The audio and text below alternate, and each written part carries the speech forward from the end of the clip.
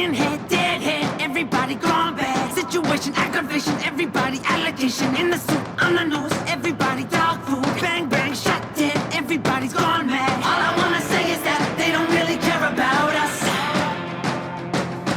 All I wanna say is that they don't really care about us. Beat me, hate me, you can never break me. Will me, thrill me, you can never kill me. Sue me, everybody do me. Kick me, fuck me, don't you black or white me. All I wanna say is that they don't really care about us. All I wanna say is that they don't really care about us. Tell me what has become of my life. I have a wife and 2 children who love me. I am the victim of police brutality. No.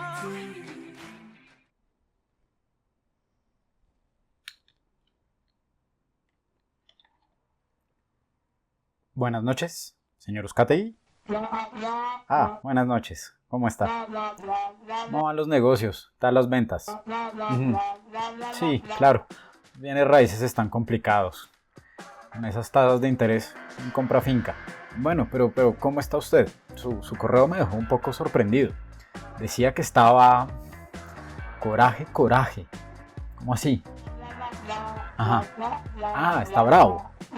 Sí, fue lo que creí entender. Discúlpeme, es que nadie habla así. Ajá. Dicho de familia. Ok. Bueno, pero si le entendí bien, usted está muy bravo con el padre Francisco de Rú, presidente de la Comisión de la Verdad, porque, según usted, el padre lo acusó de delitos. Explíqueme eso.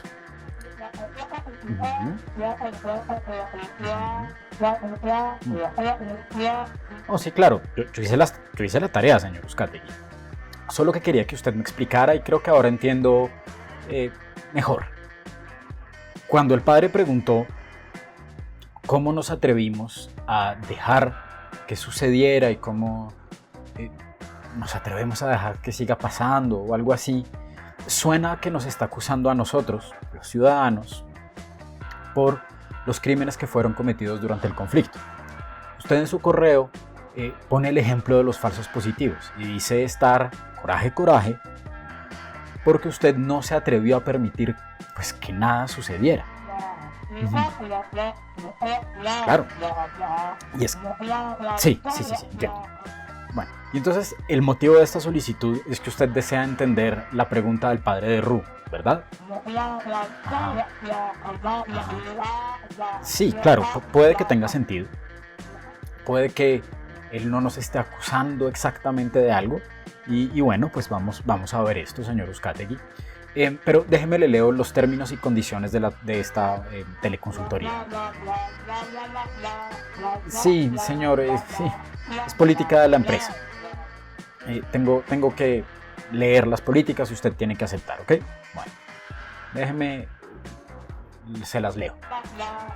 En esta llamada vamos a descubrir juntos un problema, una tensión conceptual y vamos a elaborar una reflexión al respecto de esta. Todas las afirmaciones que realizaré no reflejan ni mi opinión personal ni la posición oficial de Telefilósofers en lo más mínimo. Son o bien la reconstrucción de un pensamiento filosófico o la consecuencia, en principio necesaria, de un razonamiento o argumento.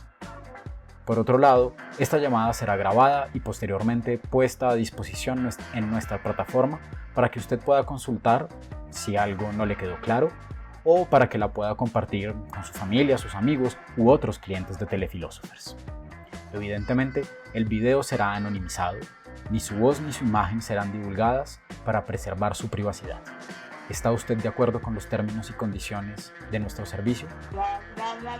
Sí, señor.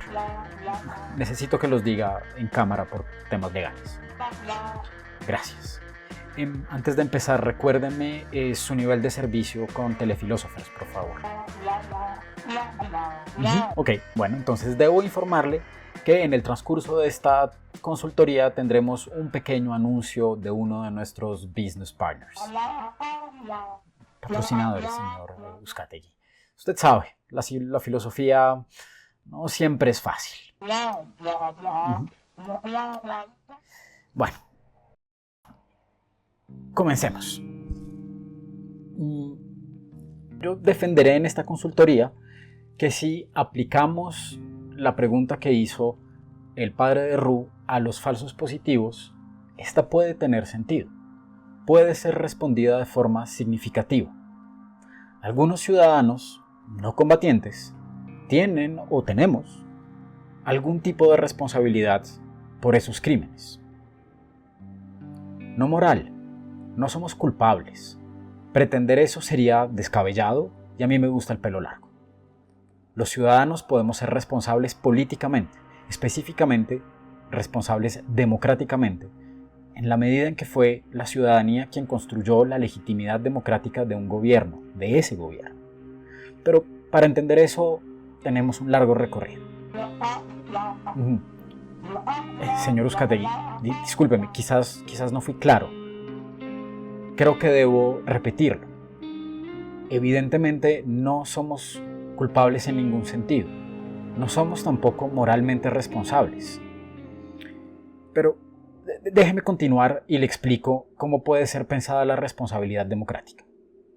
Veamos primero qué fue lo que dijo el padre de Roux y luego repasemos juntos qué son los falsos positivos. Así podremos entender por qué su molestia puede ser más que razonable. Luego podemos analizar dos posiciones contemporáneas acerca de la responsabilidad política. Primero, la idea de que los ciudadanos participamos intencionalmente de los fines del Estado, de Avia Pasternak, profesora de la Universidad de Toronto, y luego veremos de la mano de la profesora de Princeton, Anna Stills, que los ciudadanos contribuimos a la construcción de algo, a saber, la legitimidad de un gobierno democrático. Quizás es por eso que podemos ser responsables democráticamente. ¿Le parece? Bien. Comencemos por ver juntos el fragmento del discurso del padre de Roux en la entrega del informe final, donde él hace esta pregunta tan complicada. Deme un instante, le pido a uno de los postdocs que la ponga en pantalla. ¿Qué hicieron los educadores? ¿Qué dicen los jueces y fiscales que dejaron acumular la impunidad? ¿Qué papel jugaron los formadores de opinión y los medios de comunicación? ¿Cómo nos atrevimos a dejar que pasara? ¿Y cómo nos podemos atrever a permitir que continúe? All I wanna say is that they don't really care about us. Listo. ¿Cómo está, señor Uzcategui? Bueno, sí, entiendo. Está coraje, pero venga. Pensemos la cosa más despacio. El padre hace una serie de preguntas, identificando una serie de actores específicos, de escenarios precisos, más o menos precisos, y termina por preguntarnos a los ciudadanos, pareciera, por nuestra responsabilidad.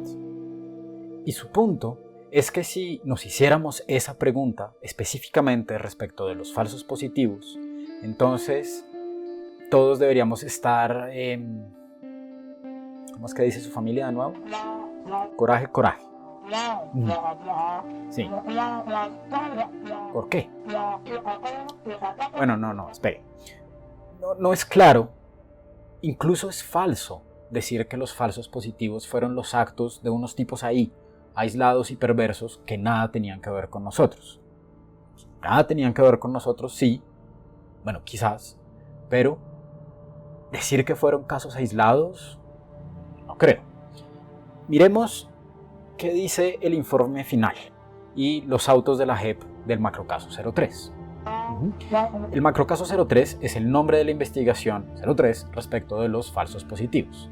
Se llama un macrocaso porque ese tribunal, la Justicia Especial para la Paz, considera que es necesario estudiar lo sucedido de forma sistemática, pero en subcasos.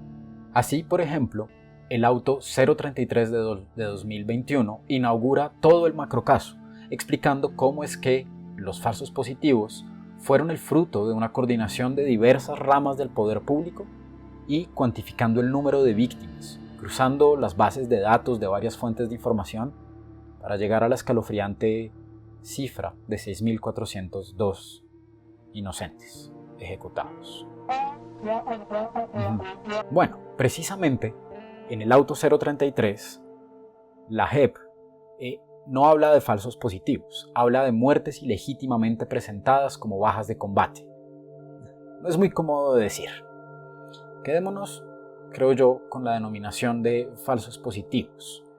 Primero por una cuestión de, digamos, economía del lenguaje. Es más fácil hablar de falsos positivos que de, la sigla esa. Pero además hay que recordar que el término falsos positivos, o la expresión, fue acuñada por las familias de las víctimas, por las familias de sus hijos, hermanos, amigos que desaparecieron. Así que creo que está más o menos justificado hablar de falsos positivos, así esa no sea la categoría jurídica. Sí. Y ahora le propongo, para entender por qué esos crímenes no fueron únicamente el fruto de unas personas específicas y aisladas, sino una acción del Estado, que examinemos un poco lo que dice, por ejemplo, el auto 125 de 2021 acerca de los falsos positivos en la región del Catatumbo entre 2007 y 2008. También podríamos señalar que estos crímenes son estructuralmente casi idénticos en otras regiones, como vemos por ejemplo en el auto 128 de 2021 acerca de los falsos positivos cometidos por el batallón de artillería número 2, La Popa, o bien en el auto sub-D 055 que se ocupa del Casanare. Pero le propongo que nos quedemos sobre todo en el Catatumbo y en los volúmenes del informe final. De forma un poco general, no tenemos el tiempo de entrar en todo el detalle de todos los subcasos y de todos los autos, es abrumador. Los números de los falsos positivos estallaron en Colombia entre el año 2002 y 2008. Hubo antes y hubo después, pero en esos años, menos de una década, la cantidad es abrumadora. La primera causa de esta explosión fueron una serie de leyes y decretos del Ejecutivo, aprobados por el Senado, que establecieron que el éxito operacional del ejército se medía en número de bajas. Así, para obtener ascensos, premios y distinciones, era necesario probar un número mínimo de detenciones, desmovilizaciones y bajas. Siempre debía haber bajas. Estas leyes, decretos, circulares fueron tramitadas por el Ejecutivo ante el órgano legislativo en el caso de las leyes, o fueron firmadas y avaladas por oficiales con la autoridad suficiente, como la circular 62162, firmada por el mayor general Martín Orlando Carreño Sandoval. Allí se establecen, lo que le decía, el número de bajas, desmovilizaciones y capturas que eran necesarias. Esta circular se apoyaba en la ley 836 de 2003, explica la JEP en el auto 125. Tenemos, pues, que el ejército y sus miembros tenían un poderoso incentivo para producir bajas, incentivo autorizado por nuestro Senado. Ajá. Sí, claro, sí señor, sí, pero precisamente no es claro que haber firmado, por ejemplo, esa circular y aprobado esa ley fuera un crimen. Todo eso se hizo de acuerdo a las reglas del juego de nuestra democracia en principio. Bueno, o eso pretenden las personas que integraban el Ejecutivo en ese momento.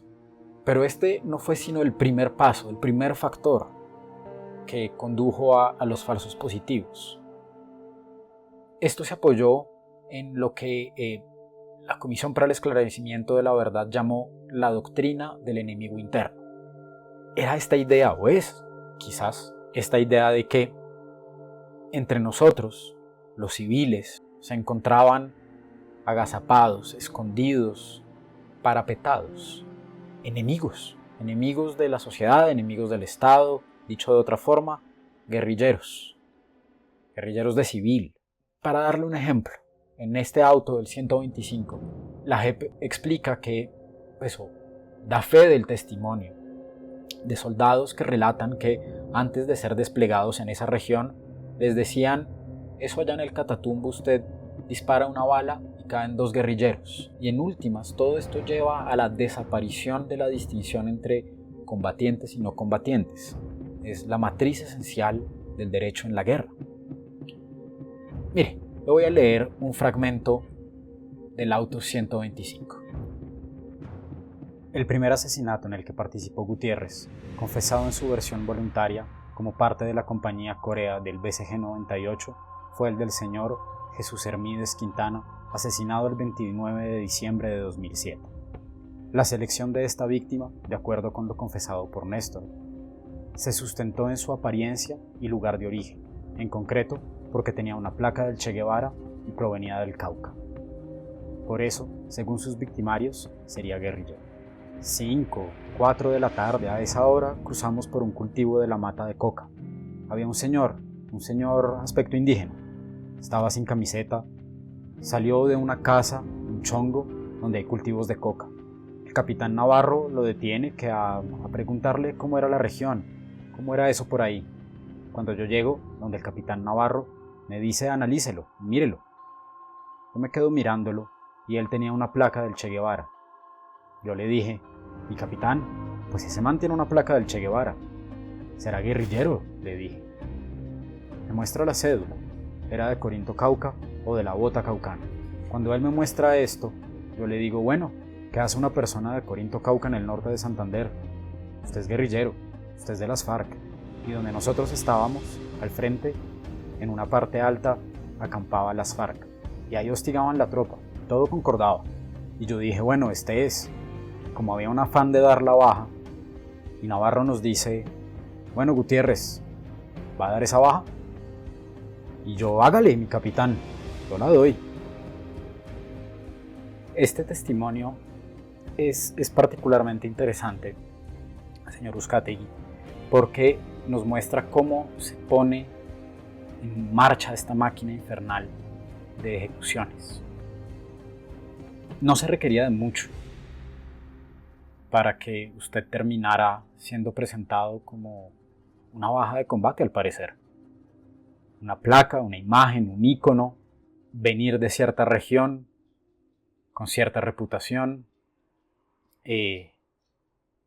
estar en el lugar equivocado, sencillamente. Y esa es precisamente la doctrina del enemigo interno. Así es como funciona. Lo que estos soldados se dijeron es, seguro ese es guerrillero, seguro, mírelo, se le nota, como si eso se notara. Y esta máquina de ejecuciones llevó a una competencia entre los distintos componentes de las Fuerzas Armadas, los distintos batallones, las distintas unidades, divisiones, pelotones. Estaban compitiendo por ver quién producía más litros de sangre, porque esa era la medida del éxito. Totalmente descontrolado. Eso es lo que sucede con los conteos de cuerpos, con la medida del conteo de cuerpos como indicador del éxito operacional. No se puede controlar. Claro, esa es un poco la imagen que tiene uno en Bogotá, pero pues en realidad la forma en cómo sucedía un falso positivo es más complicado. Esto que le leí no es sino el primer paso. Antes de eso tienen que pasar ciertos eventos y después también para poder legalizar esa baja, pues esa ejecución como una baja. Primero tenía que haber indicios, un reporte de inteligencia, la indicación de un informante que identificara a alguien como un guerrillero. Tras la ejecución venía la fabricación de la escena de combate, porque eran bajas de combate, y la legalización posterior. Esa legalización usualmente estaba en manos del CTI de la Fiscalía. Parece, según lo que ha mostrado la JEP, es que en algunos casos el CTI parece haberse prestado para la legalización de esas bajas sabiendo que habían sido ejecuciones. Pero había otros casos cuando esto no era posible. Había toda una infraestructura en el ejército encargada de solucionar estos problemas. Si quiere, señor Uzcategui, déjeme le leo otro testimonio para que sea más claro el papel de estas divisiones de inteligencia en cada unidad militar y su rol en la legalización de los falsos positivos y todo lo que tenía que suceder. En el registro Al primer señor que pasó lo reportamos como una baja en combate. Asumo que el capitán era consciente totalmente de eso que reportó. No sé hasta qué punto el comandante de la brigada estaba engañando. Asumo que también tenía conocimiento de eso. Toda la parte jurídica, todo el seguimiento, lo hacían nuestros comandantes. Es difícil decir que ellos no tenían conocimiento, que fue a la espalda de ellos. Ellos eran los que nos daban el visto jurídico, por así decirlo. Tanto así que todo lo pagaban, todo el pago de recompensas como tal. Hay una sección en cada unidad, que es la sección de inteligencia, y todo ese dinero uno lo centraliza por medio de ellos.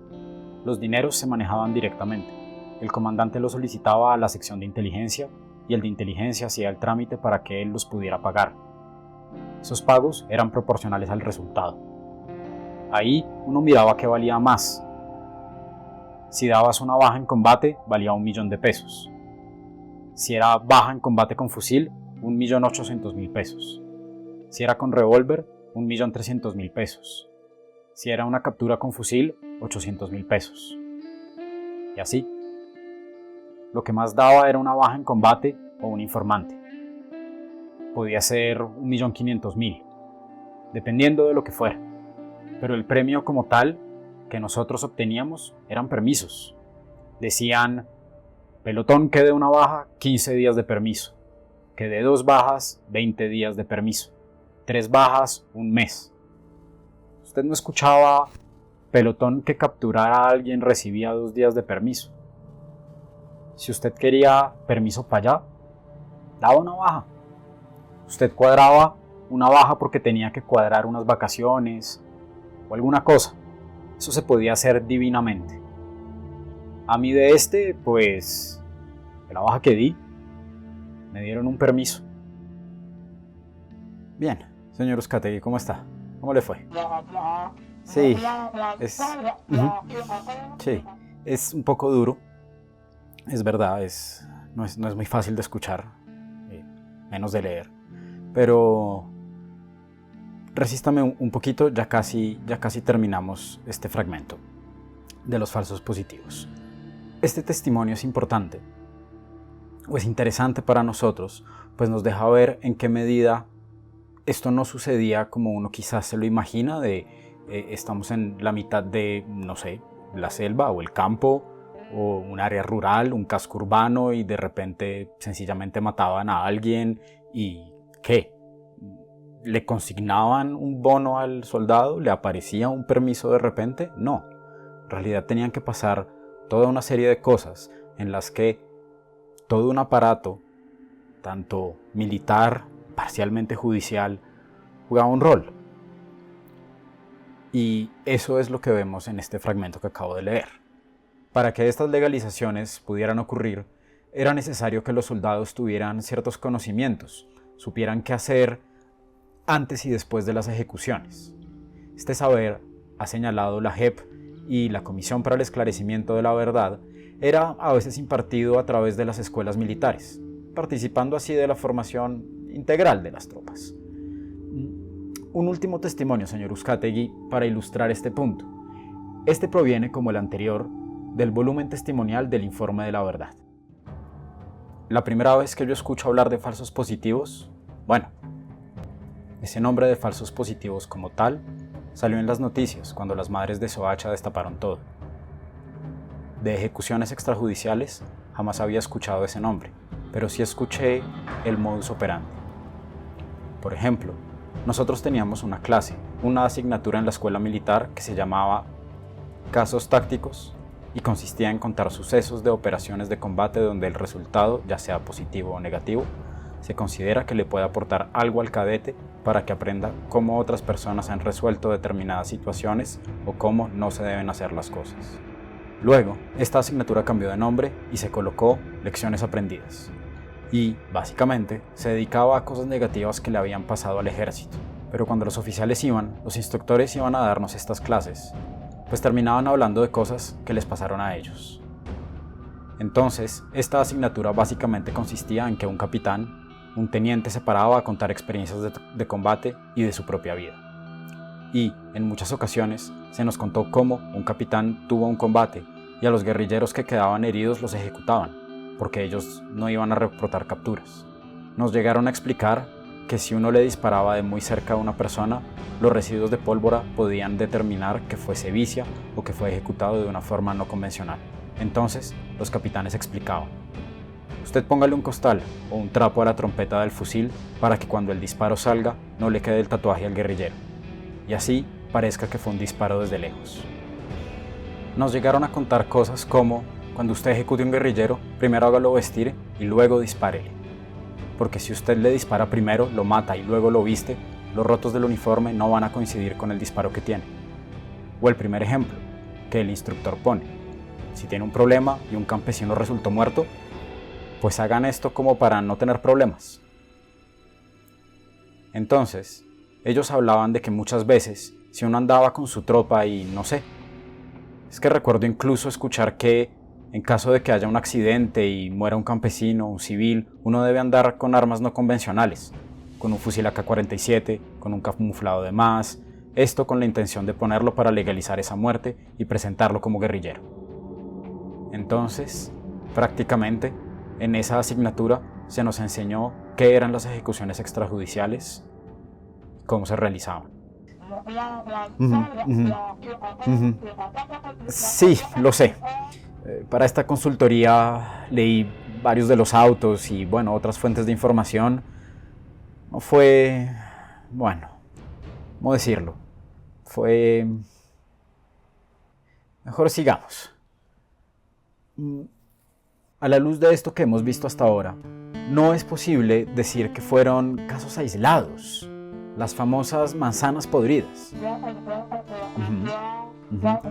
Pero precisamente, por eso es que su molestia es razonable, señor Uzcategui. ¿Sabemos quiénes fueron?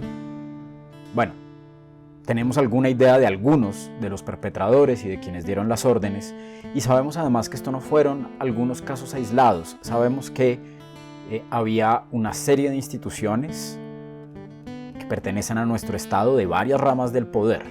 Esto no fue únicamente fortuito.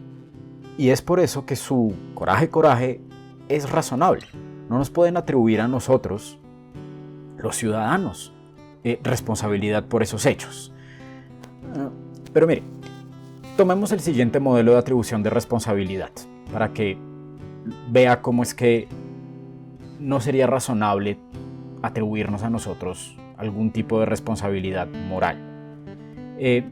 Debería estar apareciendo en pantalla tres condiciones que un agente tiene que cumplir para que se pueda decir que él es responsable por un efecto. Examinemos este modelo que aparece acá. Es relativamente sencillo. Para eso tomemos el caso de un soldado que haya sido encontrado responsable de haber participado de un falso positivo. ¿Qué significa eso? ¿Qué es lo que significa que alguien sea responsable moralmente, incluso culpable, por uno de estos crímenes? Este modelo nos hace tres preguntas. La primera es relativamente sencilla. ¿Era el soldado un agente moral autónomo capaz de tomar sus propias decisiones e intencionalmente participó de un falso positivo?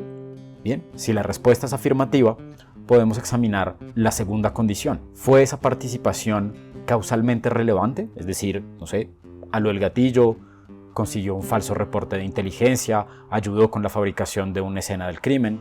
Eso es lo que nos pregunta la segunda condición. La tercera es un poquito distinta. Esta, en cambio, nos invita a examinar si este hipotético soldado tenía la oportunidad de haber contribuido en otra cosa, es decir, haber hecho alguna otra cosa que no fuera participar de un falso positivo. Si el soldado no cumple esta condición, lo que este modelo de atribución de responsabilidad nos dice es que no puede ser tenido por responsable, ni mucho menos culpable. No hablamos acá, señor Uzcategui, hay que decirlo, de los muchos casos de soldados que fueron ellos mismos víctimas por negarse a fabricar falsos positivos. Notará una cosa interesante, y es que quizás la organización, el ejército, pueda ser tenido por responsable sin que todos sus miembros lo sean, pues quizás algunos no cumplían con esa tercera condición y no tenían otra opción. Pero bueno, Eso habría que dejárselo a la justicia y a la JEP. Digamos, sería toda otra cosa, todo otro tema. Lo que es claro de este modelo es que ni usted ni yo lo cumplimos. Debería ser evidente. Nosotros no participamos intencionalmente de ningún falso positivo. Mucho menos contribuimos causalmente de forma relevante a uno de ellos. Bueno, y la tercera condición ni siquiera nos aplica. Así que su molestia es conceptualmente razonable. Habría otra opción para que la pregunta del padre de Roux pueda tener sentido si es que es una interrogación acerca de la responsabilidad. Esta otra opción vamos a descartarla también desde ya. Esa tiene que ver con la responsabilidad colectiva, la responsabilidad de los grupos. Piense, por ejemplo, en el ejército, como decía ahorita. El ejército es una organización jerárquica con procesos de toma de decisiones, con un fin colectivo. No sé cuál haya sido en ese momento, no sé, ganar la guerra, supongo, respetar la Constitución y la ley, dar resultados. Sin duda ese era un fin del ejército. Y este fin, pues fue un fin que el grupo del ejército, se dio a sí mismo. Fue el ejército quien determinó qué eran resultados. Recuerde la circular que le nombré hace un rato. Y hay una jerarquía, una forma correcta de tomar decisiones de acuerdo a los procesos internos. Así que es sensato pensar que el grupo, el colectivo ejército, pueda ser responsable moralmente por los falsos positivos. Pero usted y yo no queríamos dar resultados. Yo no quería dar resultados en todo caso, no de esos. Usted y yo no pertenecemos a un colectivo, a un grupo en un sentido significativo. Pertenecemos a un grupo heterogéneo, disparatado, llamado los colombianos. Pero es que los colombianos no somos un equipo de fútbol. La mayoría de nosotros lo que compartimos es sobre todo un pasaporte, una cédula. Pero entre nosotros no tenemos mecanismos de decisión, interactuamos, ¿sí? Claro, yo actúo en función de cómo actúan otros ciudadanos, pero nunca nos pusimos de acuerdo, no tenemos intenciones colectivas. Así pues, no somos el tipo de grupo al que se le pueda atribuir responsabilidad colectiva. Eso no tendría sentido porque no somos un colectivo. Somos, como le dije, un grupo disparatado. En ausencia de estas características, de aquello que caracteriza a un grupo como susceptible de responsabilidad colectiva, pues no tiene sentido decir que los colombianos somos colectivamente responsables. ¿Cómo es entonces que la pregunta del padre de Roux puede tener sentido si es que es una pregunta acerca de la responsabilidad? Si es que no es una pregunta, digamos, únicamente retórica. Es evidente, señor Uzcategui. Señor Uzcategui, ¿está poniendo atención? Póngame atención, póngame atención, por favor. Es evidente que si esta pregunta tiene que ver con la responsabilidad, tiene que ser con una forma de responsabilidad que sea independiente de la contribución causal. Es decir, si yo, Manuel Puedo, soy responsable por los falsos positivos, tengo que serlo de forma independiente de mi contribución causal con esos hechos. Pues como ya vimos, yo no contribuí con esos hechos en ningún sentido relevante.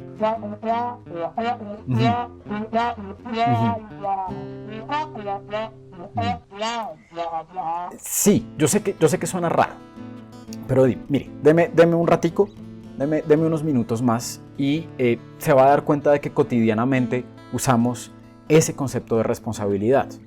Uno que no es dependiente de la contribución causal del agente con un efecto indeseado o deseado de paso. Pero, señor Uzcategui, lo noto ya como cansado. Sí, este pedazo era un poco denso, pero ya vamos a volver a algo un poco más ligero a la filosofía, a la teoría de la democracia. Pero, ¿sabe qué? Creo entonces, ya que lo veo así como un poquito agotado, un poquito disperso además, creo que está lavando losa. Pero está bien, no se preocupe, no hay ningún problema, a mí no me molesta. Desde que usted me escuche, no me molesta. Pero mire, creo que entonces es un momento adecuado para que hagamos una pausa comercial. Nuestro business partner, Inc. Responsible, tiene un mensaje para usted. ¿Cansado de asumir responsabilidades? Sabemos que las decisiones importantes pueden ser una carga. Presentamos Inc. Responsible, firma sin tener que asumir ninguna responsabilidad. Inc. Responsible utiliza la revolucionaria tecnología neuroblockchain y su disruptivo protocolo TCP/AUC asegura total irresponsabilidad por su firma.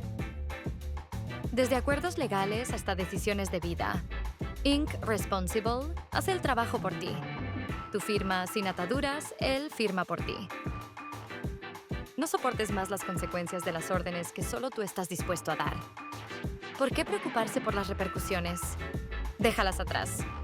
Con Inc. Responsible, eres libre de decidir, sin remordimientos. Disponible ahora. Toma la decisión o deja que Inc. Responsible lo haga por ti y no tendrás que volver a pagar por nada.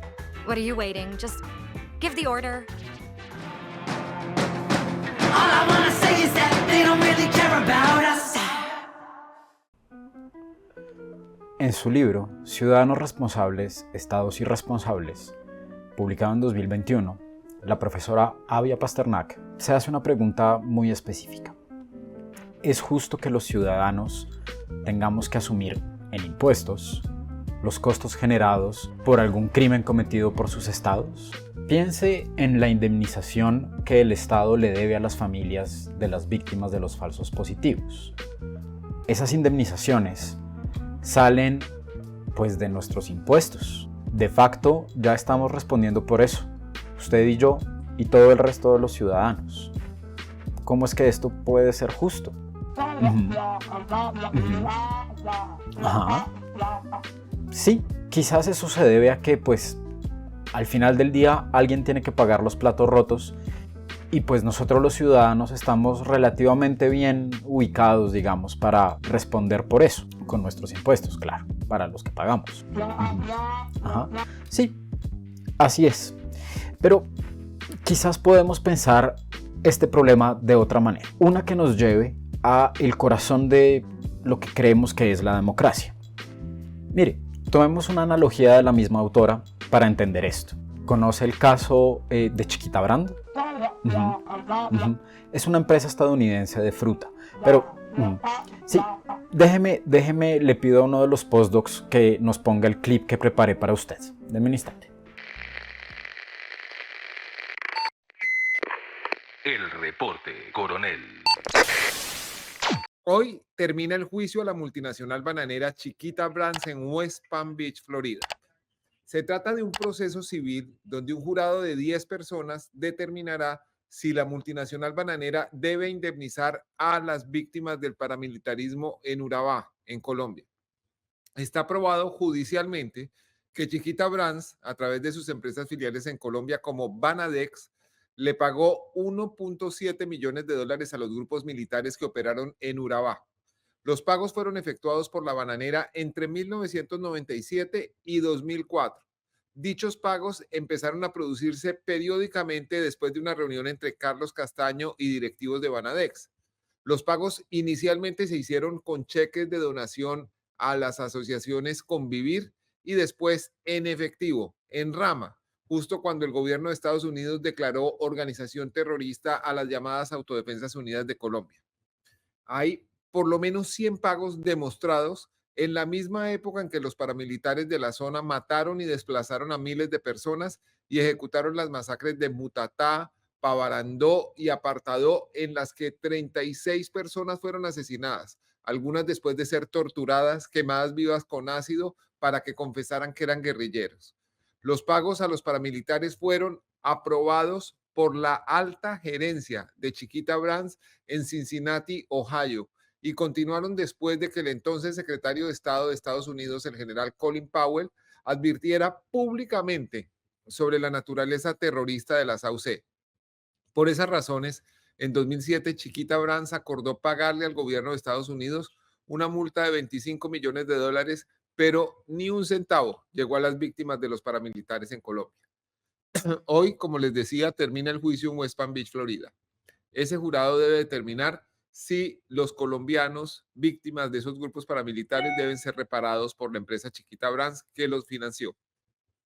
La acusación del Departamento de Justicia de Estados Unidos dice elocuentemente, les leo, abro comillas, lo que hace esta conducta moralmente repugnante es que la empresa Chiquita Brands continuó mes tras mes, año tras año, pagando a los mismos terroristas. Lo hizo sabiendo perfectamente que sus fincas estaban seguras porque ellos pagaban las balas que asesinaban a colombianos inocentes. Cierro comillas. Esta cita es del gobierno de Estados Unidos. Bien, el punto de este ejemplo es que si la empresa tuviera que indemnizar a las víctimas de los paramilitares, ¿de dónde cree que va a salir ese dinero? Exactamente. Y en últimas, pues de sus propietarios, de los accionistas. Ellos, muy tranquilos desde sus casitas, sin duda nada tuvieron que ver con las filiales colombianas de esa empresa estadounidense. ¿Por qué tendrían que pagar? Claramente no son culpables. Recuerda el modelo de atribución de responsabilidad que vimos hace un rato. Bien, pues en inglés hay un término específico para este tipo de responsabilidad que no tiene que ver con la culpabilidad o la responsabilidad moral. Es strict liability. En español, en el derecho civil, a veces tributario, existe el término de responsabilidad objetiva. Designa una forma de responsabilidad que no se fija en el estado subjetivo mental de la gente. Sí, claro, al atribuir responsabilidad objetiva o strict liability, pues no se atribuye culpa por definición. Pero sí se establece que quien es responsable objetivamente debe responder por el perjuicio, sin que sea culpable. Así, es irrelevante lo que pensaran, opinaran o sintieran los dueños de la Chiquita Brand. Al final del día, sus recursos posiblemente serán utilizados para reparar a las víctimas de los paramilitares que su empresa financió. Pues Pasternak piensa que la responsabilidad que tenemos los ciudadanos, usted y yo, se parece a los del accionista de la Chiquita. Nuestras acciones, cree ella, contribuyen con el Estado, aunque no necesariamente con el gobierno. Pagamos impuestos, respetamos las leyes, votamos, nos mantenemos informados.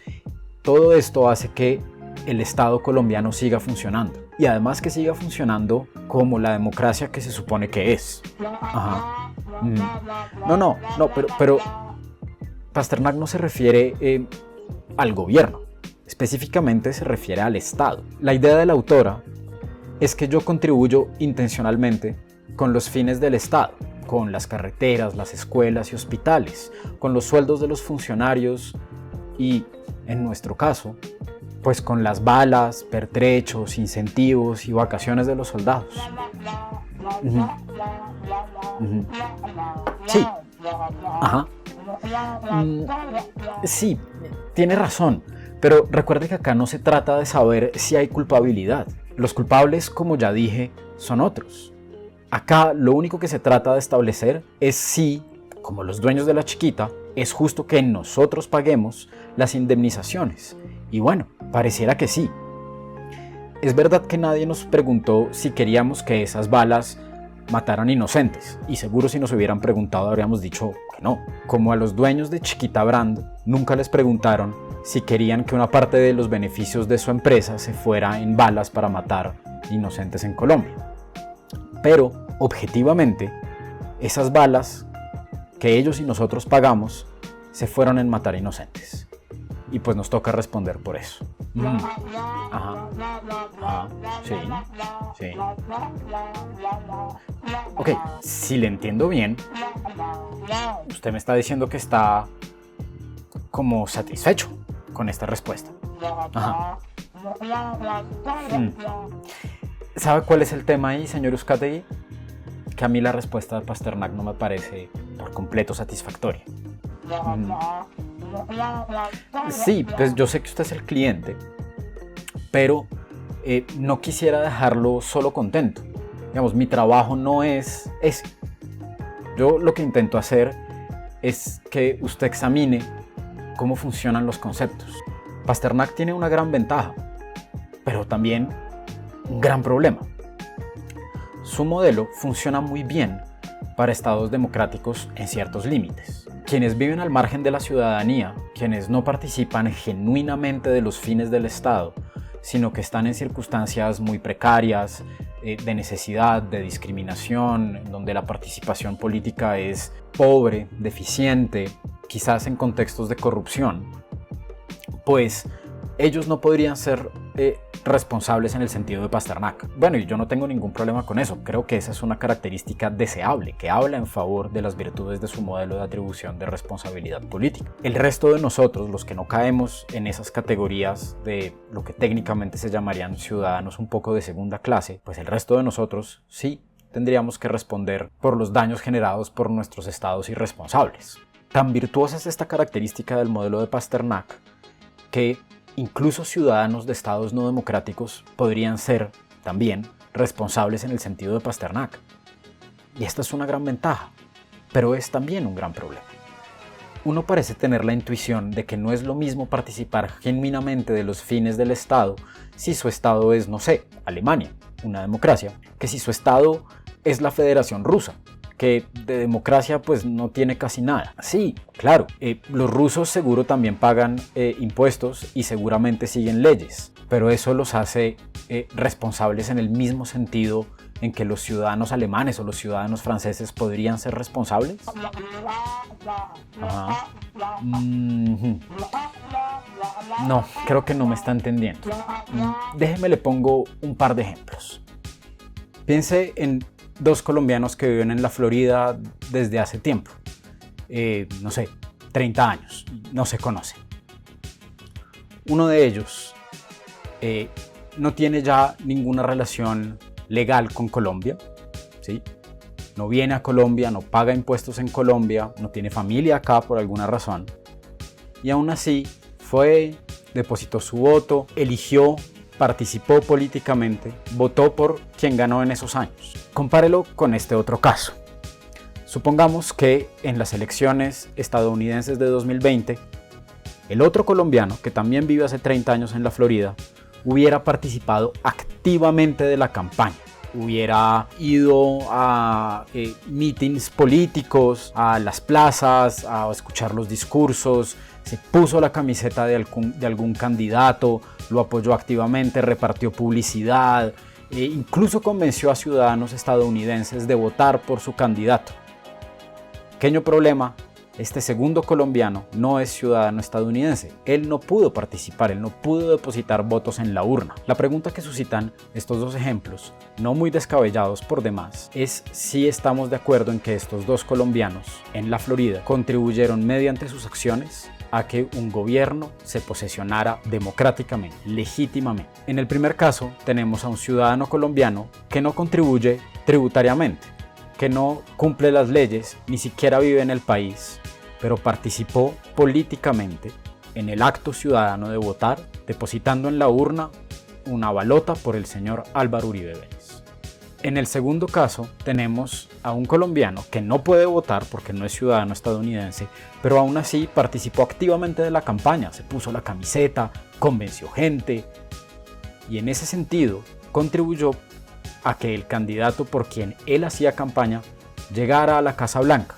En ambos casos, creo yo, podemos hablar de responsabilidad política y podemos hablar de responsabilidad específicamente democrática, porque una participación ciudadana que no se restringe únicamente al voto. Recuerda el segundo caso. Y esto, esa dimensión política y democrática de la responsabilidad es aquello que el modelo de Pasternak no nota, no tiene en cuenta, pareciera. Sin duda su modelo es muy interesante y seguramente nos ayuda a entender por qué podríamos tener que responder por los platos rotos que alguien más rompió y que se rompieron sin nuestra contribución causal, como el caso o el paralelo con la empresa Chiquita Brand bien lo muestra. Pero pierde de vista la intuición fundamental. Claro, es un modelo de responsabilidad que no necesita de contribución causal, pero que tampoco requiere de contribución política. Tampoco requiere de actos y palabras, que es en últimas aquello que constituye a la esfera pública, aquello que constituye el acto político por definición. Es actuar con otros.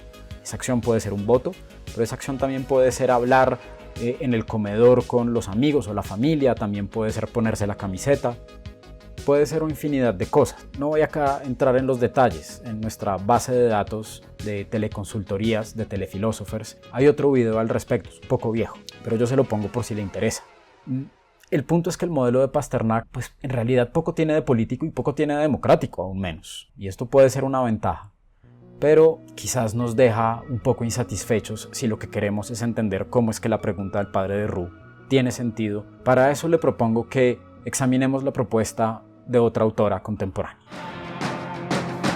All I wanna say is that they don't really care about us. El modelo de Pasternak justifica adecuadamente lo que ya sucede, que los ciudadanos pagamos. Pero lo que no es claro en los argumentos que acabamos de examinar es por qué tendríamos que rendir cuentas por lo que nuestros estados hacen en nuestro nombre. Note que hay dos dimensiones distintas en la responsabilidad política: rendir cuentas y pagar. Pagar, listo, Pasternak lo justifica bastante bien, pero pareciera que la pregunta que nos hizo el padre de Roux tiene que ver más con la rendición de cuentas de los ciudadanos. Estamos en capacidad de afirmar que esos platos rotos que ya pagamos los rompieron en nuestro nombre. Si es posible afirmar eso, entonces podemos decir que tenemos que rendir cuentas. Mire, acá en la pantalla está apareciendo un pequeño cuadro que muestra los distintos tipos de responsabilidad que los agentes podríamos portar. Hace un momento, usted me decía que los ciudadanos tenemos un deber de solidaridad con las víctimas. Ese deber está en el cuadrito, en el numeral 2, y es una posible justificación de por qué pagamos con nuestros impuestos por las embarradas del Estado. Esa es una posible manera de entender la responsabilidad. Debemos responder porque tenemos un deber de solidaridad hacia las víctimas del conflicto. Por otro lado, en el numeral 1 estaría la concepción de Pasternak. Los ciudadanos tenemos el deber, la responsabilidad de contribuir a la reparación, no únicamente por un deber de solidaridad, sino porque contribuimos intencionalmente con el mantenimiento de un Estado que cometió algún crimen. Es pues un deber más exigente. Importante señalar que ambas formas de comprender la responsabilidad política son compatibles. Podríamos aceptar ambas. Por último, en el numeral 3 tenemos una concepción más evidente de responsabilidad, que ya exploramos a través del modelo que vimos al final de la primera parte de esta consultoría, señor Uzcategui. Ubicar la responsabilidad política en este cuadrante, esa es la apuesta que hace Anna Stills en su artículo ¿Son los ciudadanos culpables por las acciones de su Estado? Ok, le parece difícil creer la apuesta del autor, ¿verdad? Bueno, pues venga a ver si yo lo puedo convencer. Le propongo otra analogía, esta vez una propuesta por la misma autora.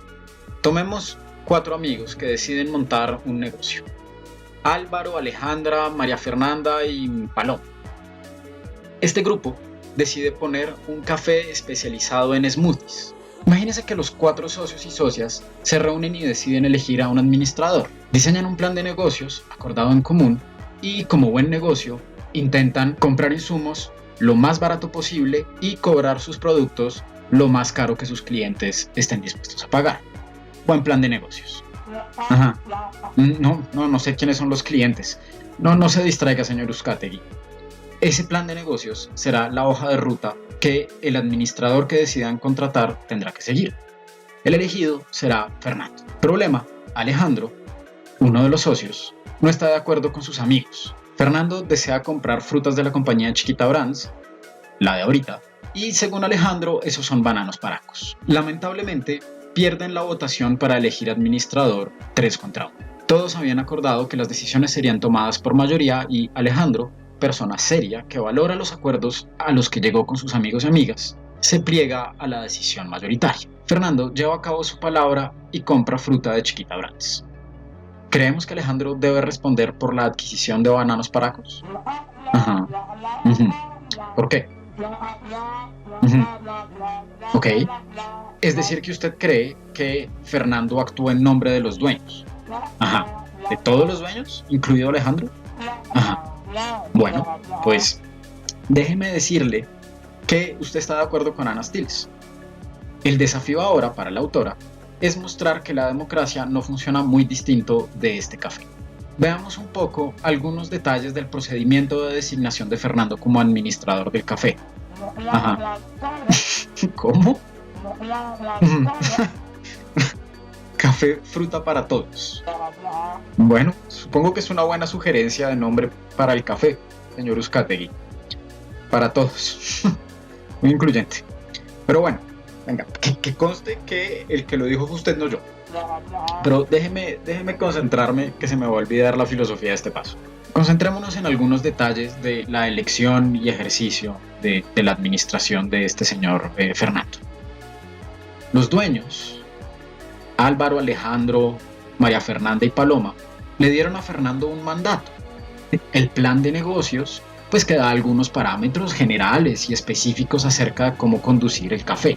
Por otro lado, lo autorizaron a administrar en nombre de ellos el café mediante una elección que siguió el procedimiento que ellos habían acordado previamente. Y ya una vez Fernando como administrador, los dueños no terminaron la relación laboral de él con el café, a pesar de que compraba bananos paracos. ¿Verdad? Eso es como lo que parece haber sucedido. Ahora concentrémonos un momento en Alejandro. Él, a pesar de estar en contra de la decisión de Fernando, aceptó la decisión. Acá tenemos un conflicto entre dos tipos de compromisos. Alejandro tiene un compromiso con no apoyar empresas que colaboraron con crímenes de guerra, pero también tiene un compromiso con el modo de decisión que acordó con sus colegas emprendedores. Notará, señor Uzcategui, que el segundo compromiso es acerca de la forma de tomar decisiones y no con el contenido mismo de las decisiones. Llamaremos entonces a ese tipo de compromiso un compromiso de segundo orden, pues es acerca de cómo se determina el contenido de una decisión y no acerca del contenido mismo de la decisión. Ese sería un compromiso de primer orden. Tenemos entonces compromisos de primer orden, que son compromisos con el contenido de una decisión, y compromisos de segundo orden, que tienen que ver con la forma en cómo se toman decisiones. Dado que Alejandro no rompió su relación con sus colegas, incluso con las decisiones de Fernando, y dado que pues no le terminaron el contrato a este, cree Stills, todos deben responder por las acciones de quien actuaba en sus nombres. Fernando actuaba incluso en nombre de Alejandro, y a pesar de este, esa parece ser la tragedia a la que nos condena la misma democracia, ser gobernados por alguien que no nos representa a pesar de nosotros mismos. La forma de entender la responsabilidad política, la responsabilidad democrática, añadiría yo, reposa pues sobre tres elementos que son elementos que parecen constituir a la democracia. El mandato, que usualmente es la constitución política y el conjunto de marcos legales e institucionales, así como un programa político de gobierno y cosas por el estilo. La autorización que les damos para llevar a cabo ese proyecto político, y eso usualmente se ve como unas elecciones, o una votación, o alguna forma de manifestación popular, siempre enmarcada dentro de las reglas constitucionales, claro. Y por último, la posibilidad de terminar esa relación de representación. Esta es la más difícil, por supuesto. Yo solito no puedo echar al presidente, ni a un senador, ni a un alcalde o gobernador. Lo que yo sí puedo hacer, y Alejandro también, es manifestar públicamente que, a pesar de que las reglas de la democracia lo permitan, no estoy de acuerdo con lo que el Estado hace. Afirmar que lo que están haciendo no lo hacen en mi nombre. Se trata entonces de una acción política mediante actos y palabras junto con otros ciudadanos.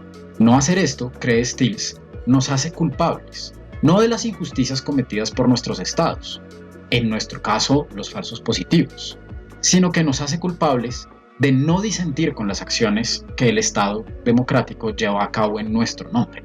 Hemos vuelto entonces al cuadrante 3 de los tipos de responsabilidad que vimos ahorita.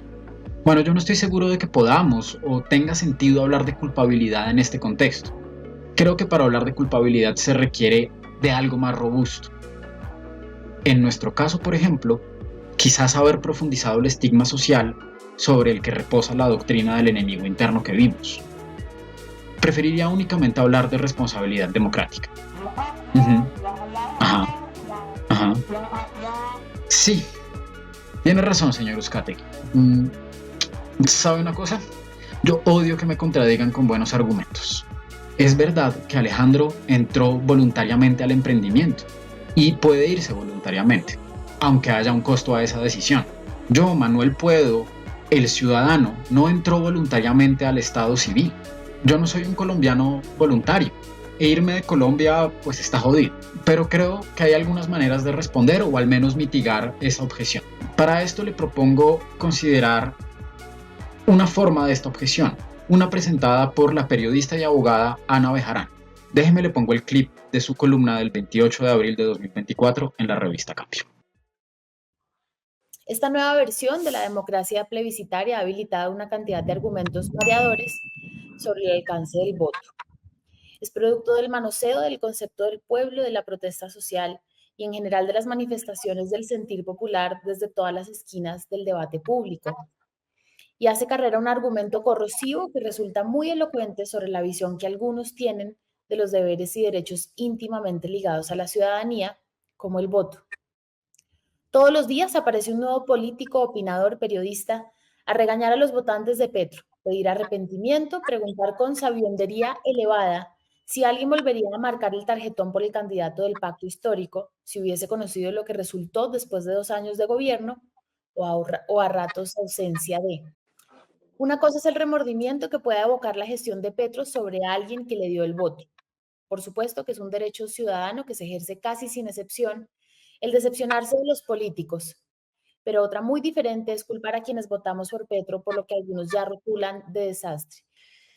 Esta nueva forma de señalamiento vergonzante es antidemocrática, mentirosa e ignorante. Si el país realmente se escurre por el hoyo que los expertos en cataclismos describen, es imputable al presidente, a su gabinete y a una cantidad de otros señores poderosos, pero no a quienes votaron por Petro.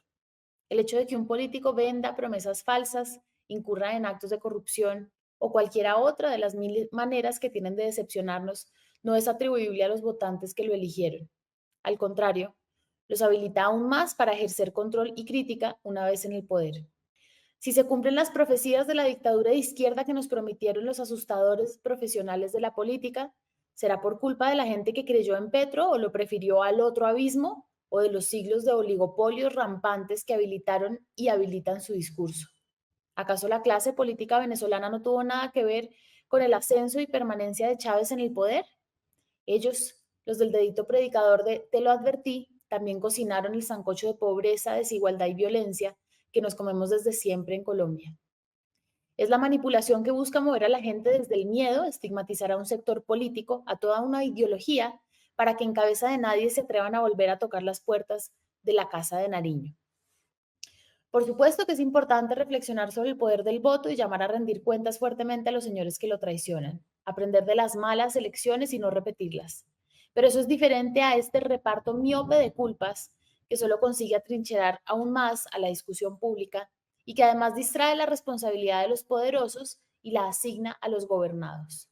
Bueno, yo no soy ni político, ni opinador, ni periodista, tan solo un filósofo de call center.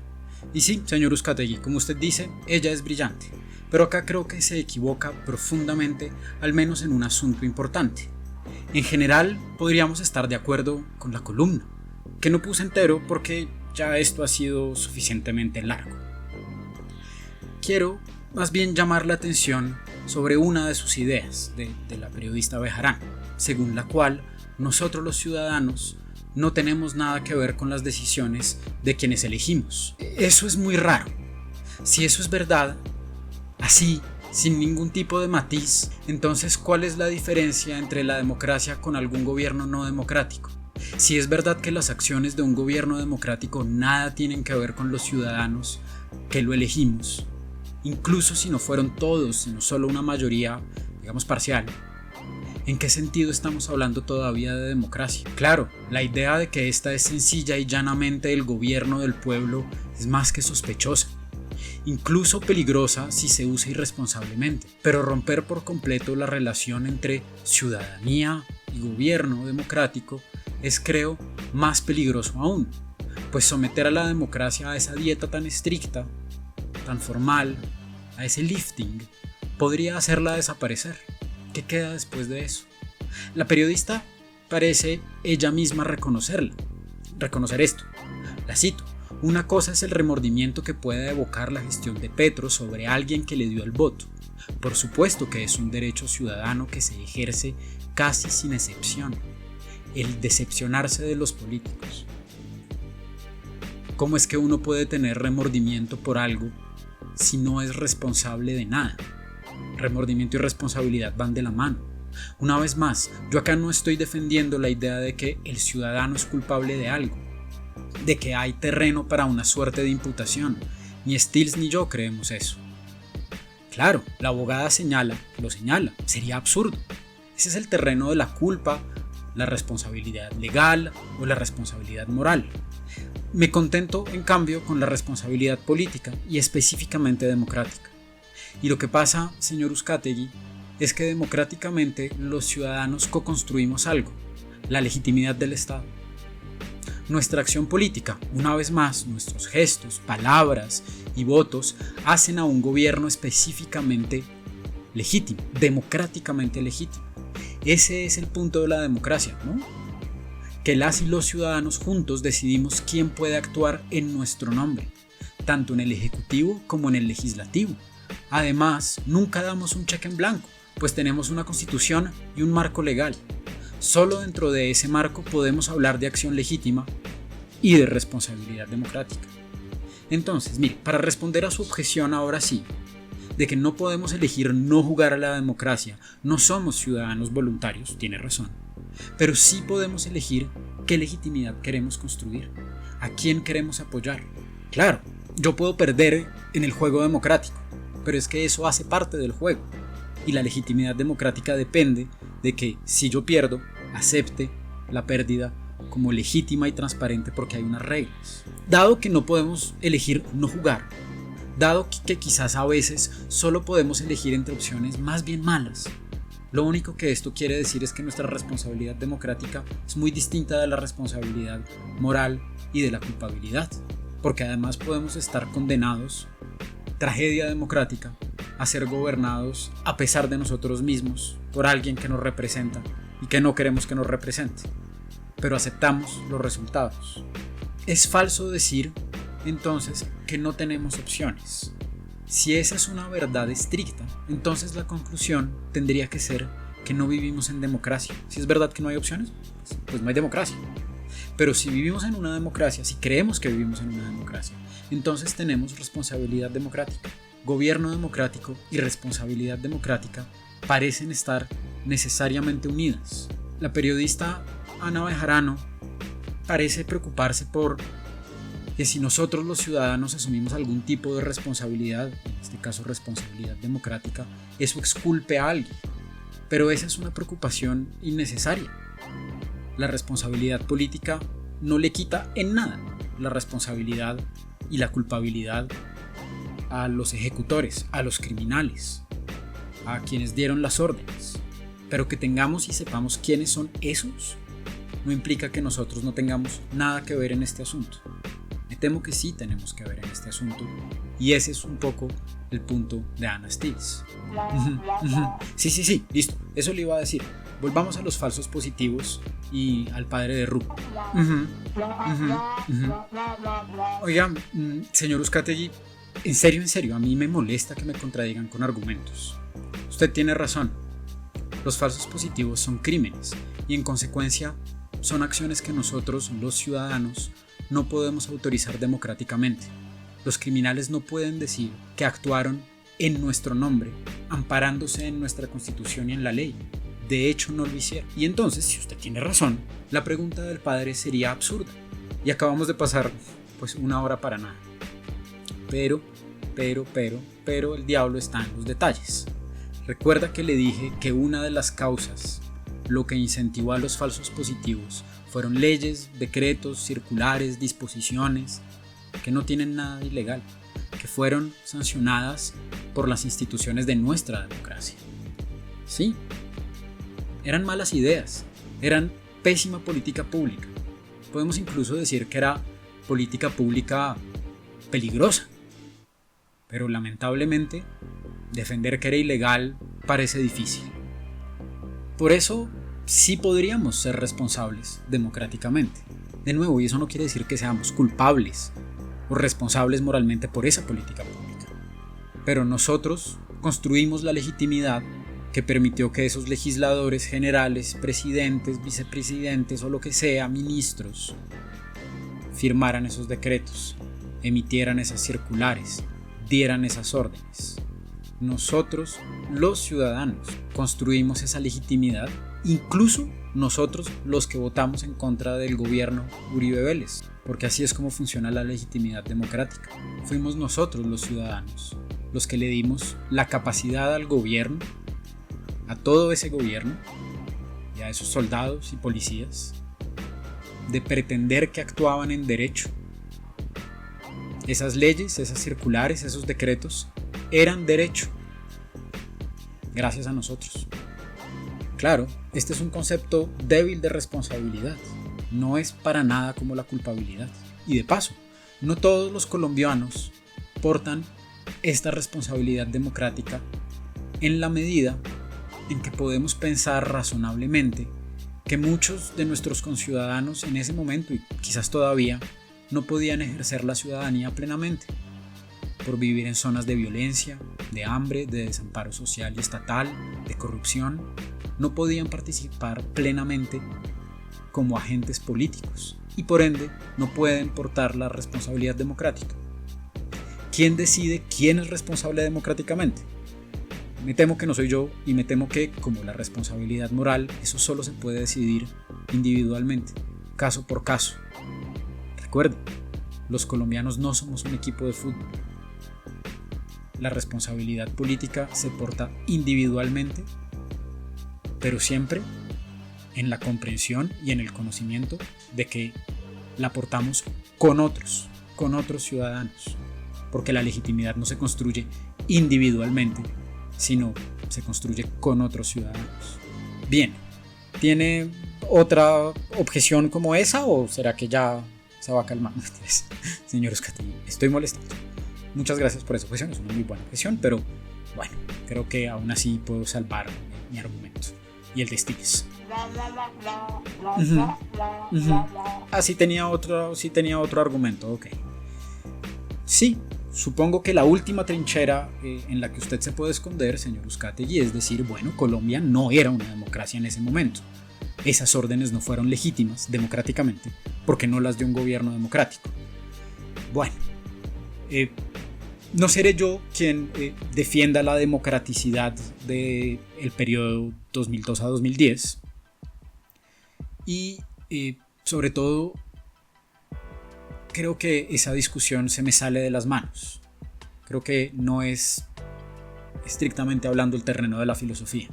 Creo que allí habría que consultar a otras disciplinas, a otros expertos y habría mucho que decir, pero pues me temo que hasta acá podemos llegar usted y yo hoy. Creo que ya estamos un poco cansados los dos. No, de nada, señor Uzcategui. Ese es mi trabajo. Intentar comprender un poco mejor el mundo que nos rodea. Déjeme entonces, antes de que se me vaya, hago un resumen rápido y listo, acabamos. Vimos primero que los falsos positivos, las muertes ilegítimamente presentadas como muertes de combate, fueron acciones sistemáticas y estructurales del Estado colombiano en el periodo indicado. Por eso mismo es que es extraño pensar que los ciudadanos podemos ser responsables en algún sentido por esos crímenes. Los únicos responsables morales, los únicos culpables, son unos muy precisos, y lo serán a pesar de cualquier cosa que hayamos concluido en esta conversación. Vimos luego que hay otras maneras de pensar la responsabilidad. De la mano de Avia Pasternak, exploramos la idea de responsabilidad política basada en la participación intencional en los fines del Estado. Según esta concepción, es razonable que la mayoría de los ciudadanos asumamos los costos derivados de las injusticias causadas por nuestros estados, pues estas injusticias son hechas gracias a que nosotros, los ciudadanos, mantenemos al Estado en funcionamiento. Recuerde la analogía con los accionistas de una empresa. Tienen que asumir los costos de lo que esa empresa haga, incluso si no pueden ser moralmente responsables por esas acciones. Ahora bien, no es claro qué tiene que ver esa concepción de responsabilidad política pues con la política o con la democracia. Para eso vimos otra manera de defender la idea de que los ciudadanos portamos juntos la responsabilidad democrática. Mediante la tesis defendida por Anna Stiglitz y por mí, vimos que al menos uno de los puntos de la democracia es que somos nosotros, los ciudadanos, los que dotamos al gobierno de poder legítimo. Actúa en derecho el gobierno porque nosotros y nosotras se lo permitimos. Claro, dentro del marco de la Constitución y la ley. Esto es lo que parece querer decir la legitimidad democrática, la designación popular dentro de los procesos previamente establecidos por la Constitución y demás, y la acción del gobierno dentro de esos mismos marcos. Así, nosotros y nosotras, la ciudadanía, le da un mandato, una autorización que constituye la relación de representación democrática, y podemos, si es necesario, romper esa relación o al menos ponerla en cuestión. En esa medida podemos ser responsables democráticamente, al menos algunos de nosotros, aquellos que podemos ejercer la ciudadanía plenamente o en grado suficiente. Estos son pues los límites de la pregunta que nos hizo el padre de Rucre. En esos límites, responder a esa pregunta implica algo que parece importante, señor Uzcategui.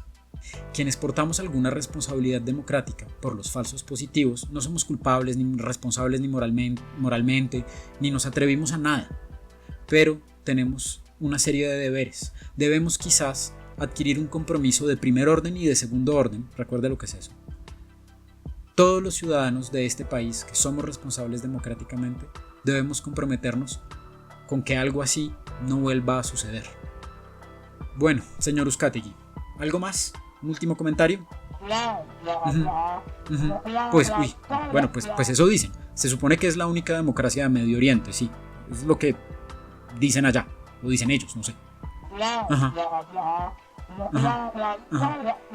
Win, pues ahí sí la verdad que no sé qué decirles, que mi contrato no después van y me cancelan, no, mire, yo acá no me he referido para nada a Palestina, no es lo que tengo en la cabeza, no se me había ocurrido ni siquiera la palabra. Bueno, sí señor, no, tranquilo, contáctelo, no hay problema, no pasa nada.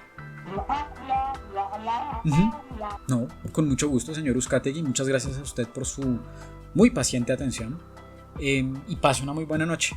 Bueno, hasta luego. Oiga, el postdoc me acompaña por una patilla. Yo no sé por qué terminé con unas ganas de patilla después de esta teleconsultoría. Sí, camine, yo lo invito. Everybody gone bad. Situation, speculation, everybody litigation. Beat me, bash me, you can never trash me. Hit me,